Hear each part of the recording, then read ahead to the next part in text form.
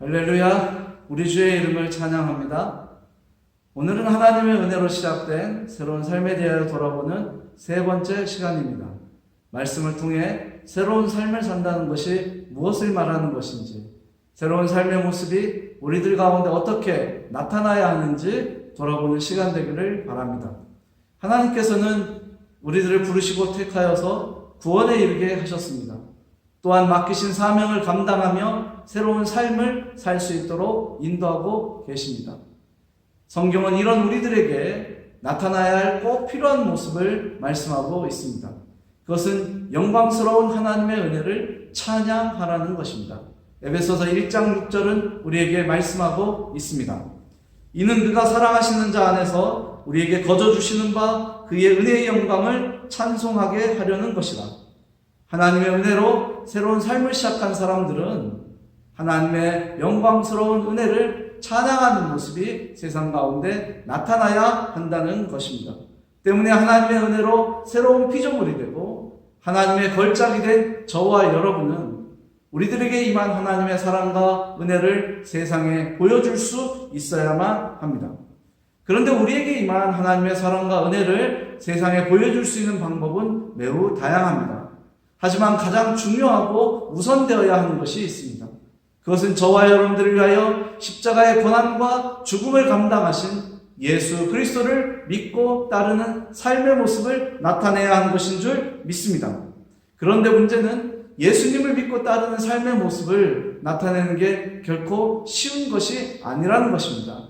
왜 그러냐면 예수님께서 가신 길은 쉽고 좋고 넓은 길이 아니라 좁고 험한 길이기 때문에 그렇습니다.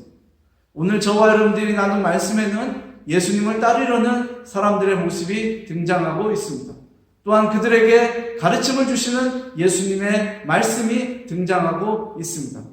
말씀을 통해서 예수님을 따르려겠던 그 사람들의 모습을 통해서 오늘 우리들의 모습을 돌아보기를 원합니다. 바라기는 이 시간 말씀을 통해 우리가 허락된 새로운 삶의 목적을 바로 세우고 예수님을 믿고 따르는 삶의 모습을 온전하게 세상 가운데 보여줄 수 있게 되기를 원합니다. 하나님께서 우리에게 위로하시고 새로운 능력을 주시는 그 은혜를 이 시간 말씀을 통해서 경험하는 시간 되기를 바랍니다. 자, 그렇다면 성경 속으로 들어가 보겠습니다. 어떤 사람들이 예수님을 따르려고 했고 예수님은 그들에게 어떤 가르침을 주셨는지 말씀을 통해서 살펴보겠습니다. 첫 번째 사람은 57절에 나오는 사람입니다. 예수님을 따르겠다고 스스로 결단한 사람이었습니다. 57절의 말씀에 보면 이런 말씀이 기록되어 있습니다. 길 가실 때에 어떤 사람이 여짜오되 어디로 가시신지 나는 따르리이다. 우리가 함께 읽은 이 말씀 속에 지금 이 사람이 어떤 사람인지 알 수 있는 내용은 없습니다. 하지만 마태복음 8장의 말씀에 보면 이 사람이 율법을 연구하고 있던 서기관이었다는 사실을 알 수 있게 됩니다. 그런데 당시 종교 지도자들은 예수님을 믿고 따르는 사람들이 아니었습니다. 예수님을 거부하였고 예수님을 무시하였고 예수님을 외면하였습니다. 심지어 어떤 사람들은 예수님을 핍박하기도 했습니다. 그런데 놀라운 것은 율법을 연구하던 이 서기관이 스스로 예수님을 따르겠다고 결단하였다라는 것입니다. 참으로 놀랍고 기쁘고 즐거운 일입니다. 하지만 이 사람을 향한 예수님의 반응은 저와 여러분이 생각하고 있는 것과는 조금 다른 것이었습니다. 예수님은 이 사람에게 이런 말씀을 줍니다. 58절에 있는 말씀입니다. 예수께서 이르시되 여우도 굴이 있고 공중에 새도 집이 있으되 인자는 머리 둘 곳이 없도다 하시고. 도대체 왜 무엇 때문에 예수님은 이 사람에게 이런 말씀을 하셨을까요? 예수님의 심정으로 우리가 이 서기관의 모습을 돌아봤으면 좋겠습니다. 예수님은 우리들과는 달리 사람의 중심을 보셨습니다. 때문에 지금 예수님을 스스로 따르겠다고 고백한 이 사람의 고백이 믿음의 고백이 아니라는 것을 예수님은 알았습니다. 그래서 58절의 말씀을 주셨던 것입니다. 그는 많은 사람들이 예수님을 따르는 것을 보았습니다. 그래서 그 모습을 보고 이 사람이라면 나에게 유익을 줄 수 있겠다라고 생각하고 예수님을 정치적인 지도자로 생각하고 따르겠다라고 결단했던 것입니다. 때문에 예수님은 그 사람에게 그의 중심을 아시고 말씀하셨던 것입니다. 여우도 굴이 있고 공중에 새도 집이 있으되 인자는 머리 둘 곳이 없도다라는 것입니다. 한번 생각해 봤으면 좋겠습니다. 예수님을 믿고 따른다는 것이 어떤 것인지. 예수님을 믿고 따르는 사람들은요, 세상의 큰 것이 아니라 하늘의 것을 찾고 기다리고 그것으로 만족하는 사람들인 줄 믿습니다. 하지만 이 사람처럼 예수님을 통해서 자신의 유익을 추구하려는 모습이 우리들 가운데 나타날 때가 있음을 고백합니다. 왜 그러냐면 우리들의 눈과 마음이 자신의 만족과 기쁨을 찾을 때가 종종 있었기 때문에 그렇다는 것입니다. 그런데요, 믿음의 고백이 온전하지 않고 새로운 삶의 목적이 바로 세워져 있지 않으면 예수님을 따르는 삶을 살 수가 없습니다.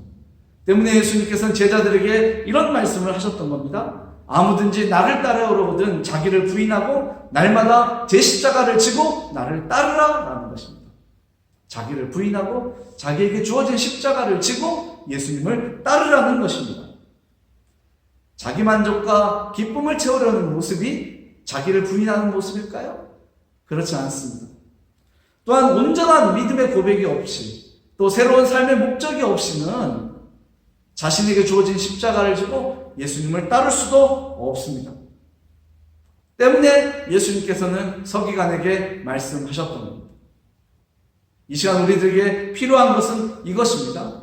온전한 믿음의 고백으로 새로운 삶의 목적을 바로 세우고 눈에 보이는 이익과 기쁨보다는 하늘의 것을 바라보며 믿음으로 인내하고 주님을 따르는 것입니다. 그 모습이 새로운 삶을 사는 것이고 그런 모습이 우리에게 나타날 때 사람들은 우리가 예수님을 따르는 제자라고 인정하게 될 줄 믿습니다. 오늘 이런 모습이 새로운 삶을 살고 있는 저와 여러분들에게 이루어지기를 소망합니다. 두 번째 사람에 대해서 살펴보겠습니다. 다 같이 59절의 말씀을 보겠습니다. 또 다른 사람에게 나를 따르라 하시니 그가 이르되 나로 먼저 가서 내 아버지를 장사하게 허락하옵소서. 두 번째 사람은 예수님께서 부르신 사람이었습니다.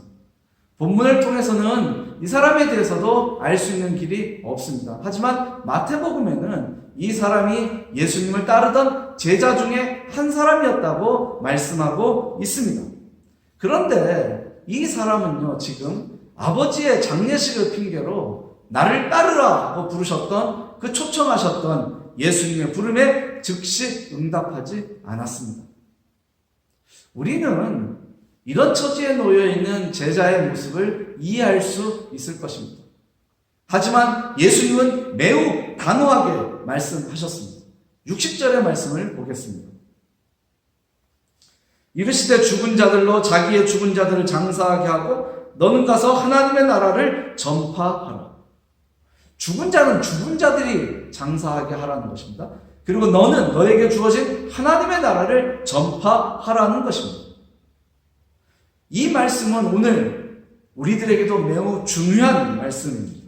왜 그러냐면 복음의 능력은 죽음과 파멸에 있는 것이 아니라 예수님을 통해서 얻게 되는 구원의 기쁨과 풍성한 생명의 기쁨을 누리는 것이기 때문에 그렇다라는 것입니다.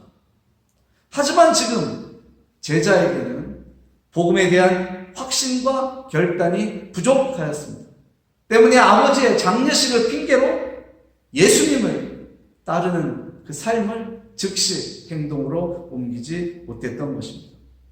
어떻게 보면 아버지의 장례식을 치르고 예수님을 따르는 것이 합리적인 것으로 보일 수도 있습니다.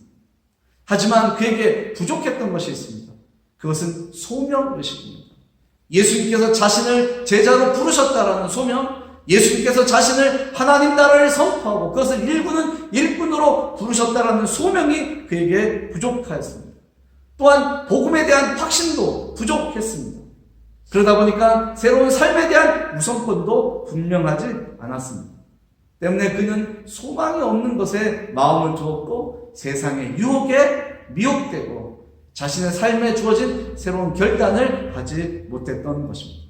그가 받은 유혹은 이런 것입니다. 예수님을 따르는 삶을 잠시 쉬고 싶다는 유혹입니다. 너 그 삶을 시작하면 피곤해. 그 삶을 따르면 매우 힘들어. 그러니까 잠깐만 쉬었다 가라. 이런 유혹을 받았을 수 있습니다. 또 자신에게 맡겨진 그 사명을 연기하고 싶다는 유혹도 받았을 것입니다. 뭐 지금 해. 조금 있다가 해.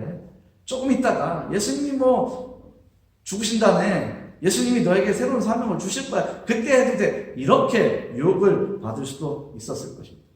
또 다른 것은요. 가족들이나 그 친구들 속에서 주어지는 의무 때문에 예수님을 따르는 삶을 살지 못할 것 같다라는 유혹입니다. 어찌 보면 사명자들에게 가장 큰 유혹이 이것입니다. 가장 가까운 사람에게서 또 가장 가까운 관계들 때문에 하나님을 따르는 하나님께서 맡기신 사명을 감당하지 못하는 이유가 생길 수 있습니다. 우리는 기억하고 있어야만 합니다. 소망이 없는 세상의 일은 세상에 맡겨야 한다는 것입니다. 그렇지 않으면 세상이요 우리들을 유혹하고 그것이 걸림돌이 되어서 우리의 길이 무너질 수 있다라는 것입니다. 저와 여러분에게는 하나님께서 은혜로 주신 산 소망이 있습니다. 우리는 이 산 소망을 이루기 위해서 부름을 받았고 지금 우리는 그 산 소망을 이루며 살아가고 있습니다. 하나님께서 은혜로 주신 것입니다. 우리는 그것을 증거하는 새로운 삶을 살아야만 합니다. 가족이나 또 가장 가까운 사람들에 대한 의무는 우리가 할 수 있을 때 최선을 다해서 행하여야만 합니다. 그렇지 않으면 결단해야 될 순간에 도리어 그것이 저와 여러분들에게 걸림돌이 될 수 있다는 사실을 기억하시기 바랍니다. 하나님께서는 우리를 생명의 길로 인도하시는 분입니다. 그분은 우리를 파멸의 길로 인도하지 않습니다. 이 시간 우리에게 필요한 것은 복음에 대한 확신과 하나님께서 자신을 부르셨다는 소명에 대한 확신이 있어야만 하는 줄 믿습니다. 새로운 삶을 살아갈 때 이 소명의식과 복음에 대한 확신이 없다면 우리는 그것을 세상에 보여줄 수 없습니다. 이 시간 분명한 소명의식과 복음에 대한 확신이 저와 여러분들 삶 가운데 가득하기를 바랍니다. 이제 세 번째 사람에 대해서 살펴보겠습니다. 61절의 말씀을 함께 나누겠습니다. 또 다른 사람이 이르되 주여 내가 주를 따르겠나이다 마는 나로 먼저 내 가족을 작별하게 허락하소서. 세 번째 사람은요, 조건을 제시하며 예수님을 따르겠다라고 고백했던 사람입니다. 성경에는 이 사람이 어떤 인물인지 소개하는 글이 없습니다. 다른 사복음서에도 나오지 않습니다. 그러나 오늘 우리가 이 사람의 모습을 보고 또 이 사람에게 향한 예수님의 가르침을 보면 이 사람이 어떤 생각을 가지고 있었는지 알 수 있습니다.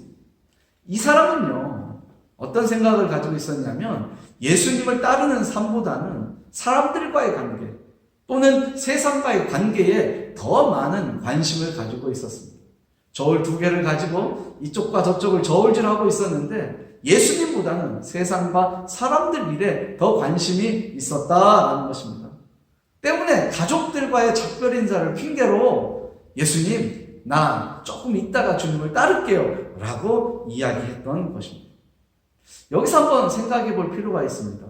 이 사람이 지금 예수님 앞에 나올 때는요, 예수님을 따르겠다고 결심하고 예수님 앞에 나올 때는 이미 친구들이나 가까운 가족들과는 작별 인사를 나누었을 것입니다. 그런데 지금 또다시 작별 인사를 핑계로 예수님께 조건을 제시합니다. 내가 가서 인사를 하고 주님을 따를게요 라는 거예요. 이 사람에게 예수님은 이런 말씀을 주십니다. 62절에 있는 말씀입니다. 예수께서 이르시되 손에 쟁기를 잡고 뒤를 돌아보는 자는 하나님의 나라에 합당하지 아니하리라. 손에 쟁기를 잡고 뒤를 돌아보면 하나님의 나라에 합당하지 않다라는 겁니다. 이 말씀 속에 예수님을 따르는 사람들이 어떤 사명을 가지고 있고 어떤 삶의 모습을 세상에 보여줘야 하는지 나타나 있습니다. 예수님의 제자들은요, 죄악으로 단단해진 세상에 나아가 그 세상을 갈아엎어야 되는 사람들입니다. 그 묵은 땅을 갈아엎고 생명의 씨앗을, 복음의 씨앗을 뿌려야 되는 사람들입니다. 그러기 위해서 우리는 부름을 받았고 우리는 하나님 나라의 일꾼으로 세움을 받은 줄 믿습니다. 그런데 문제는 씨앗을 뿌리기 위해 밭을 갈아 엎어야 하는 사람이 쟁기를 잡고 뒤를 돌아본다는 것입니다. 이것은요, 나는 일하기 싫어 라는 표현입니다.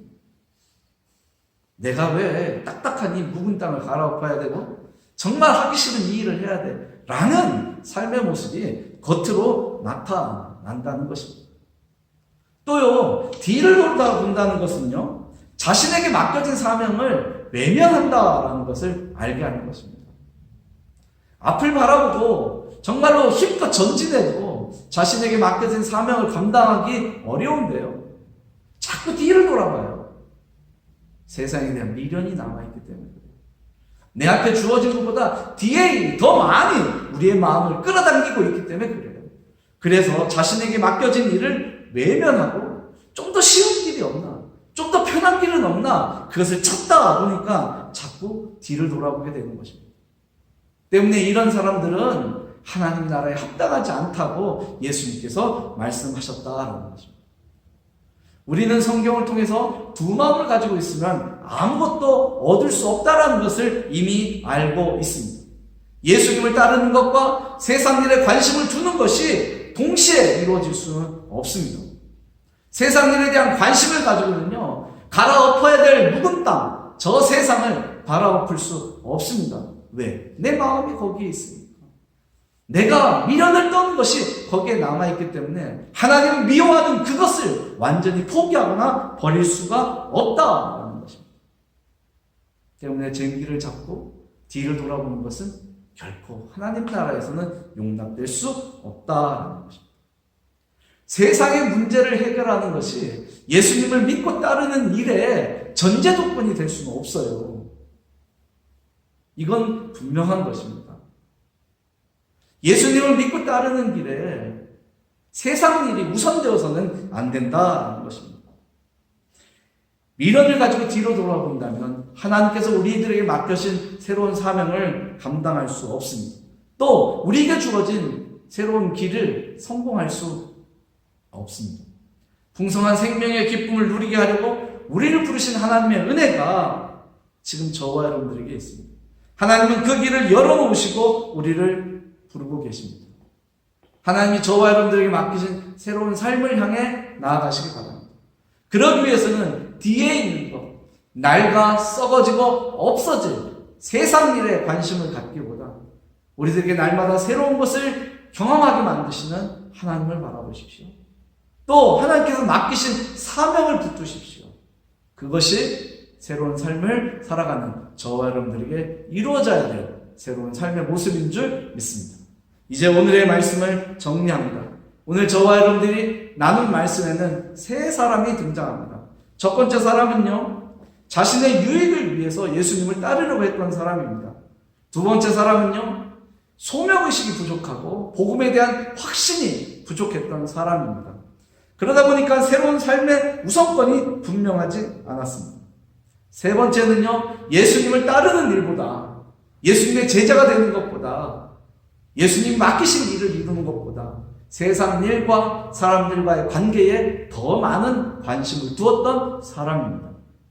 어찌 보면 이 세 사람의 모습이 저와 여러분들에게도 존재했었을 수도 있습니다. 여기서 우리들의 모습이 어땠는지 한번 돌아볼 필요가 있습니다. 첫 번째 사람일까? 두 번째 사람일까? 세 번째 사람일까? 아니면 이 세 사람이 동시다발적으로 나에게 나타났을까? 저에게는 두 번째가 있을 때도 있었고요, 세 번째가 있을 때도 있었습니다. 한번 이 시간 말씀을 통해서 한번 자신의 모습을 돌아봤으면 좋겠습니다. 새로운 삶을 산다는 것은 예수님을 믿고 따른다는 것입니다. 예수님을 믿고 따르는 것이 새로운 삶을 산다는 것입니다. 때문에 새로운 삶을 사는 사람들은요, 소망이 없는 세상을 향한 삶이 아니라 산 소망을 주신 하나님을 향한 믿음의 삶이 나타나야 합니다. 그것이 우리들에게는요, 확신과 결단의 모습으로 이루어져야 한다라는 것입니다. 우리가 하나님의 은혜로 예수 그리스도를 믿고 따르는 삶을 시작하기 전에는 우리에게는 소망이 없었습니다. 우리에게는 생명이 없었습니다. 때문에 내가 만족하는 대로, 내가 기뻐하는 대로, 내가 가고 싶어하는 대로, 나의 가치관을 따라서 살았습니다. 자기 만족을 이루려고 했고 자기 기쁨을 채우기 위해서 최선을 다하면서 살았습니다. 그런데 이제는 달라져야만 합니다. 하나님께서는 저와 여러분들의 삶을 더 풍성하게 만드시고 온전해지기를 원하십니다. 때문에 이 시간 말씀을 통해서 우리가 새로운 삶을 산다는 것이 무엇인지 알았다면 우리는 그것을 이루어갈 수 있어야만 합니다. 삶의 모습에 그것이 나타나야 한다라는 것입니다. 우리의 눈과 마음을 빼앗는 것들을 멀리 하십시오. 그리고 그것들에게 기회를 주지 마십시오. 믿음의 고백과 행함을 통해서 하나님께서 우리에게 이루어주신 새로운 삶의 기쁨을 풍성하게 경험하십시오. 그것이 하나님께서 우리에게 이루어주신 새로운 삶의 모습을 온전하게 세상에 보여주는 길입니다. 이 시간 말씀을 통해서 우리에게 새로운 하나님의 은혜가 이루어진 줄 믿습니다.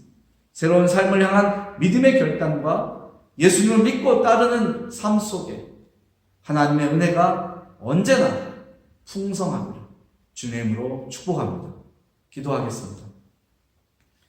참 좋으신 하나님 감사합니다. 주께서 오늘 우리들에게 말씀을 통하여 새로운 삶을 산다는 것이 무엇이고 또 새로운 삶을 살기 위해서 우리들에게 어떤 모습이 있어야 하는지 보여주신 줄 믿습니다. 하나님, 주께서 나를 부르시고 택하셔서 구원에 이르게 하시고 새로운 사명을 주시고 하나님 나라를 일구어가는 일꾼으로 세워주셨다는 믿음의 확신과 고백이 우리에게 있기를 원합니다.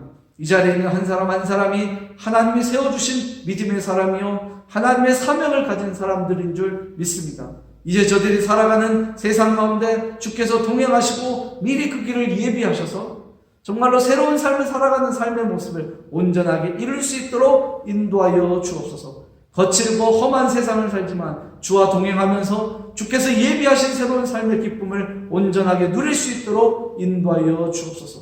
부족한 저희들을 탓하지 않는 주님, 또 부족한 저희들에게 날마다 새로운 것을 가르쳐 주시는 주님의 은혜를 경험하며 세상 가운데 하나님의 사랑과 은혜를 온전하게 이루며 나타낼 수 있도록 인도하여 주옵소서. 주님, 우리에게 이루어진 영광스러운 하나님의 은혜를 찬양하기를 원합니다. 주님, 한 사람 한 사람 삶을 지키시고 인도하여 주옵소서. 예수님의 이름으로 기도하였습니다. 아멘.